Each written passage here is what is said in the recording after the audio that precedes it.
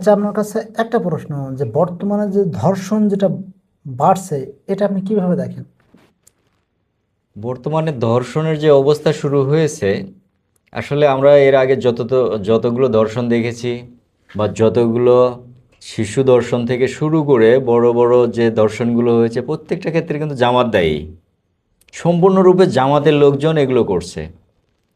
আপনি এটাও দেখেছেন, ম্যাক্সিমাম জায়গায় কিন্তু বিচারে বাধা পর্যন্ত তারা ডিরেক্ট বাধা না দিয়ে বিভিন্নভাবে বাধা দেওয়ার চেষ্টা করছে।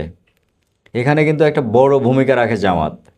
দেখেন, শফিকুর রহমান একটা বক্তব্য দিয়েছে, যেখানে এমপি মন্ত্রীদের ভিডিও ফাঁস হয়, সেখানে সাধারণ মানুষের ভরসা কি, নিরাপত্তা কি? তাহলে জামাতের আমিরও চাচ্ছে যে এইভাবে ধর্ষণ চলতে থাক। তাহলে এইভাবে যদি ধর্ষণ চলতে থাকে, তাদের ধর্ষণের জন্য নারীদের নিরাপত্তা না দিয়ে বরং তাদের খোরাক হয়ে দাঁড়িয়েছে, মনের খোরাক। না, জামাতের 4 আসনের যে এমপি সাতক্ষীরা, ওনাকে দেখেছি যে উনি আগে জাসদে ছিলেন। আপনার ভিডিওটা হয়তো সামনে আসে নাই, পরে আরেকটা পার্টিতে ছিলেন, তারপরে জামাতে আসছে। এখন অনেকেই এখানে কমেন্ট করছে যে ওনার চরিত্র আসলে আগেরটাই, উনি প্রথমে জাসদে ছিল, পরে আওয়ামী লীগ ছিল, পরে নাকি জামাতে আসছে, এরকম একটা শুনেছি। এরকম আসলে আপনি দেখেছেন কিনা সোশ্যাল মিডিয়ায় এরকম ভিডিও? সোশ্যাল মিডিয়ায় বিভিন্ন রকম মন্তব্য পাওয়া যায়, আসলে এর সত্যতা কতটুকু সে শুনেছি বা সোশ্যাল মিডিয়ায় আসছে যে জাসদে ছিলেন, জাসদ থেকে এখানে আসছে। আচ্ছা, আমি আপনাকে আরেকটা ভিডিও দেখাতে চাই, যে ভিডিওটা এই দেখেন। এটা হলো পটুয়াখালী পটুয়াখালী জামাতের এক নেতা হাতে নাতে আটক। এটা সুন্দরভাবে দেখা যাচ্ছে স্পষ্ট, হাতে নাতে আটক। এরা আসলে 1971 সালে যেভাবে নারী ধর্ষণ করেছিল বা দেশের বিপক্ষে কাজ করেছিল, এরা আসলে যেটা চেয়েছিল এই নির্বাচনের আগে নির্বাচন প্রচারণায়, যে আপনারা আওয়ামী লীগকে দেখেছেন, বিএনপিকে দেখেছেন, এবার আমাদেরকে একটু দিয়ে দেখেন, আমরা দেশে পরিবর্তন আনবো।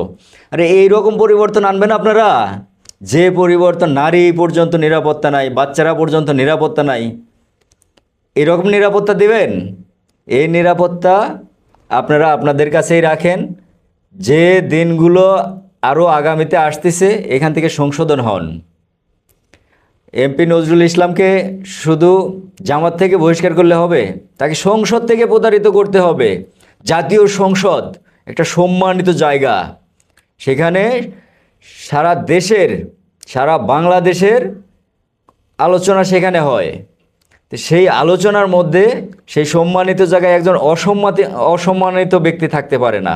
আমরা কিন্তু সোশ্যাল মিডিয়ায় আরো একটা ভিডিও দেখেছি যে যারা বিভিন্ন বিভিন্ন দলের যারা ধর্ষণ করে, এই করে, আহ, বিশেষ করে হলো সে লোকটা, তিনি বললেন যে বিএনপির থেকে যদি কেউ ধর্ষণ করে বা বিভিন্ন আকাম কুকাম এরকম জাতীয় একটা ভিডিও দেখেছি, যে যদি এটা করেন তাহলে তাদেরকে দল থেকে বহিষ্কার করা হয় না।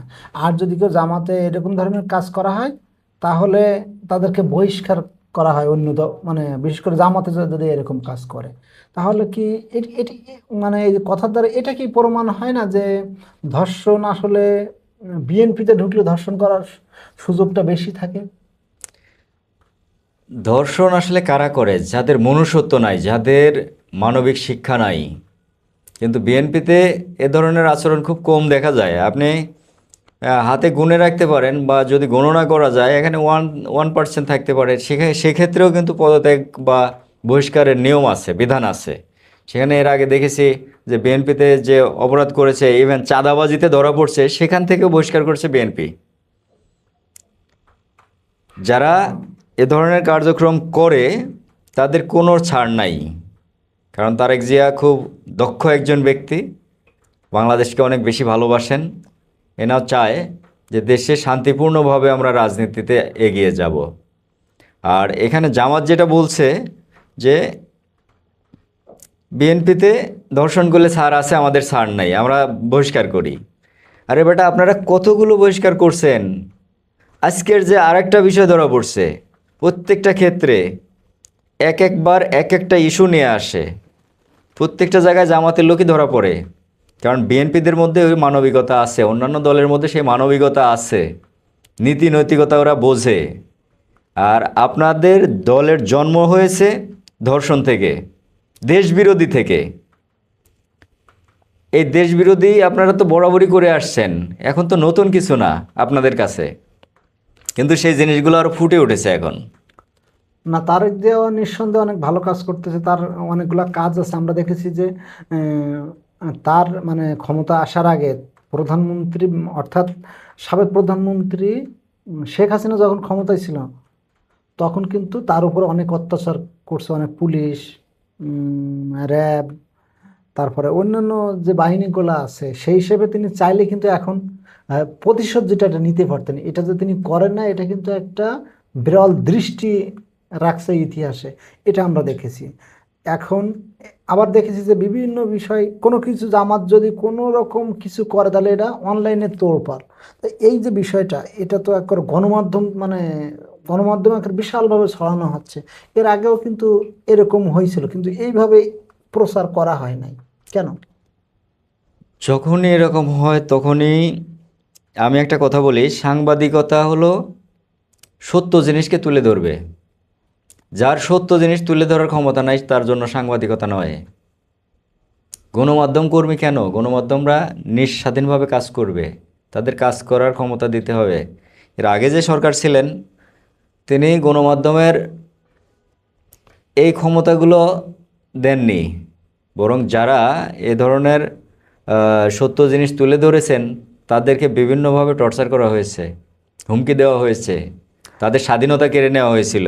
না, আমরা দেখলাম যে জামাতের যে এমপি 4 আসনের, উনি তো নির্বাচিত এমপি, দল দল থেকে হোক বা অন্য কোনোভাবে হোক, কিন্তু দেখা যাচ্ছে যে তাকে বহিষ্কার করা হবে এরকম। কিন্তু যাকে ধর্ষণ করা হয়েছে তিনি কিন্তু কোনো, যে তাকে ধর্ষণ করা হয়েছে এরকম কিন্তু তিনি বলেন নাই যে না, বা রিপোর্ট দেন নাই বা কেস মামলা কোনো কিছু করেন না। কিন্তু থার্ড পার্টি যারা আছে তারা যদি এই বিষয়ে কোনো কিছু করে, এটা আইন কিভাবে দেখবে? এটা কি আপনি মানে বেসিক যে নলেজটা, এটা কি বলতে পারবেন? এটা সত্য জিনিস কখনো লুকানো যায় না। যেমন একটা কথা আছে, শাক দিয়ে যেমন মাছ ঢাকা যায় না, সত্য জিনিস যতই এদিক সেদিক ঘোরানোর চেষ্টা করে না কেন, কখনোই ওটা সম্ভব না। কারণ হলো সত্য বেরিয়ে আসবেই, আপনা আপনি বেরিয়ে আসবে। যখন একটা নিরীহ মানুষের উপর বিভিন্নভাবে চাপ প্রয়োগ করে বিভিন্ন সিস্টেমের উপরে তারা তাকে দর্শন করছে, মুখ খুলতে পারেনি। যখনই এটা মানে ধরা খাইছে তখনই বিভিন্ন বাহানা, এখন কিভাবে তাকে ম্যানেজ করবে।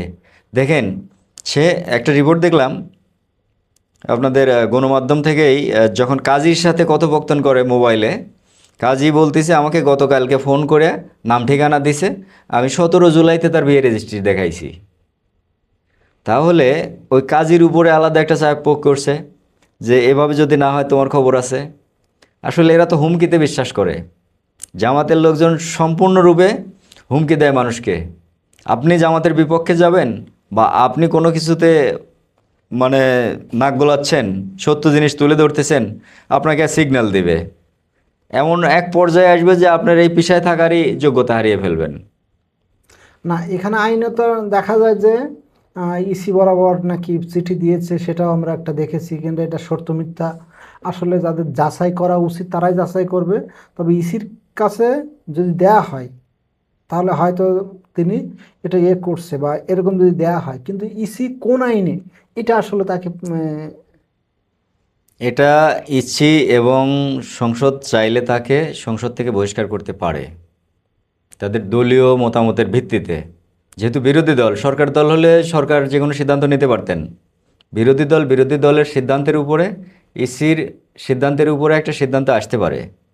সেটা তো একটা লং প্রসেস যে উনি মেয়েকে ধর্ষণ করছে, ধর্ষণের আসছে, এরকম রিপোর্ট আসছে, কোর্টের থেকে এটা রায় দিবে, দেন তারপরে না এটা প্রসেস হবে। এর ভিতরে তো তিনি কার্যক্রম চালিয়ে যেতে পারেন বলে আমি মনে করি।